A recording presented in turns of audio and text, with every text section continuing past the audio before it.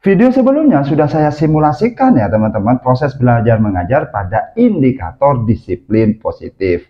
Ada dua fokus perilaku yang muncul di video tersebut, yaitu pada fokus guru melakukan refleksi dinamika kelas untuk menerapkan kesepakatan kelas, dan pada fokus guru melakukan penguatan positif terhadap perilaku yang sesuai atau mendukung kesepakatan kelas. Dan untuk fokus yang ketiga itu tidak ditampilkan, karena pada fokus yang ketiga itu berfokus pada tindakan murid yang melanggar. Jadi bagi murid yang selalu melanggar akan dilakukan tindakan restitusi. Nah, apa itu restitusi?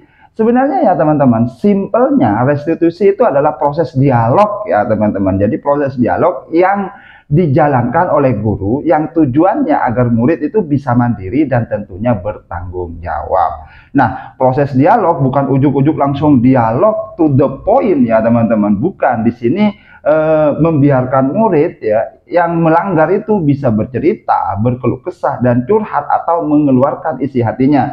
Dan kita sebagai guru itu jangan membantahnya. Dengarkan saja sambil atau seolah-olah kita sebagai guru berada di pihak murid yang melanggar ya, atau disebut dengan menstabilkan identitas.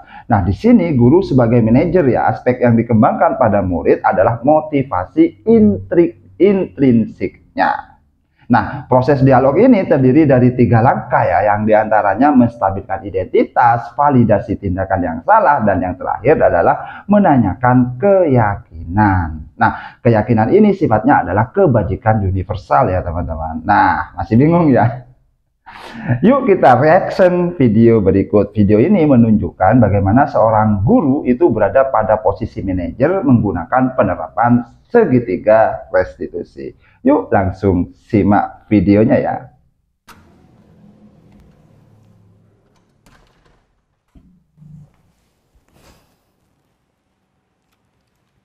Siang, Sarah. Siang, Pak. Sudah lama nggak ketemu Sarah. Kenapa hari ini ada di sini? Kesel, Pak. Kesel banget. Masa aku dikatain tukang fitnah, Pak? Ya aku marah lah. Aku balik ngatain Eka di depan kelas. Kesel banget. Oh, begitu. Ya pasti kamu marah dan kesal. Bapak juga akan marah apabila ada yang menuduh Bapak seperti itu. Nah, di posisi ini, guru itu seolah-olah ada di pihak si murid, teman-teman.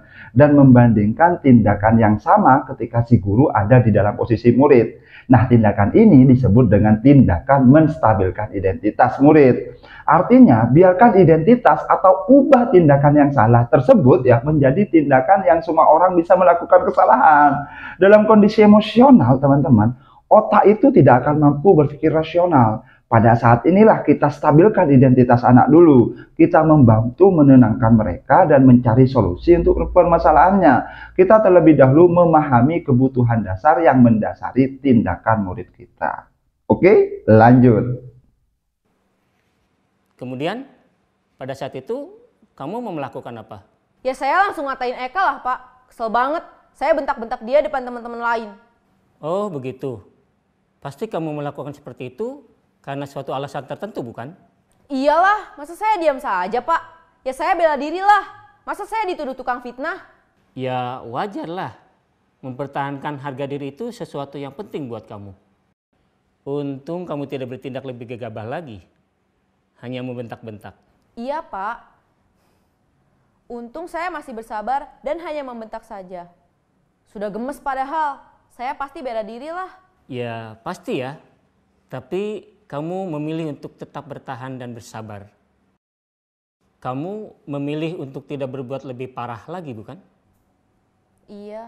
Nah, teman-teman, di sini guru mencoba memahami alasan murid melakukan tindakan yang salah. Murid sudah mulai cooling down ya. Di sini guru mencoba untuk memahami dan menemukan kebutuhan dasar yang mendasari tindakan anak berbuat kesalahan. Dan catat ya teman-teman, ketika kita menolak anak yang berbuat kesalahan dan tidak memahaminya, maka murid akan merasa bersalah. Murid tidak butuh pembelaan, pelebelan rasa bersalah ya teman-teman. Yang dibutuhkan adalah cara kita memahami alasan melakukan hal tersebut. Sehingga anak merasa dipahami ya. Nah, tindakan ini teman-teman itu disebut dengan tindakan validasi tindakan yang salah. Oke, lanjut teman-teman. Nah, sekarang coba kita lihat lagi. Tindakan kamu yang bentak-bentak Eka di kelas. Tindakan kamu itu kira-kira sesuai dengan keyakinan kelas atau prinsip kamu tidak? Enggak lah, Pak. Capek, Pak, jadi pemarah. Nah, di sini murid sudah mulai cooling down banget ya teman-teman. Ketika murid sudah mulai cooling down, barulah guru itu bisa menanyakan keyakinan. Nah, di sini murid sudah sadar dan sudah ada pemahaman dari diri sendiri atau bisa disebut berasal dari motivasi internalnya.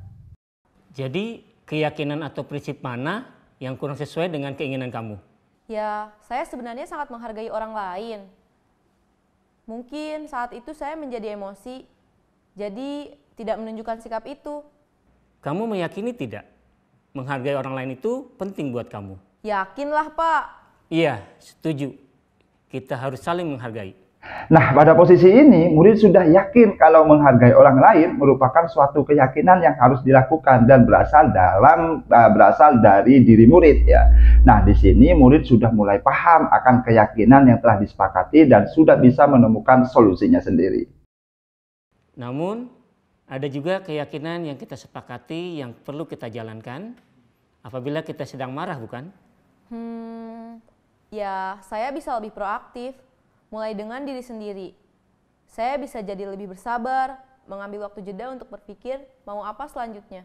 Kira-kira kamu bersedia memperbaiki masalah ini tidak? Bersedia, Pak. Kalau kamu memperbaiki masalah ini, kamu akan menjadi orang seperti apa? Saya akan menjadi orang yang bertanggung jawab kali ya, Pak. Dan senantiasa proaktif. Iya, menurut kamu bagaimana rasanya menjadi orang seperti itu? Ya nyaman lah. Bangga bisa bersabar dan menahan diri. Baiklah kalau begitu.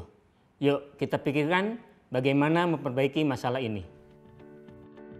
Nah, seperti itu teman-teman. Tindakan restitusi yang ada di salah satu fokus perilaku pada indikator disiplin positif. Jadi pada indikator tersebut, guru memfasilitasi murid menyadari akan konsekuensi dan memperbaiki perilaku melanggarnya dengan solusinya sendiri tentunya ya teman-teman. Atau bisa disebut dengan restitusi. Sudah paham kan?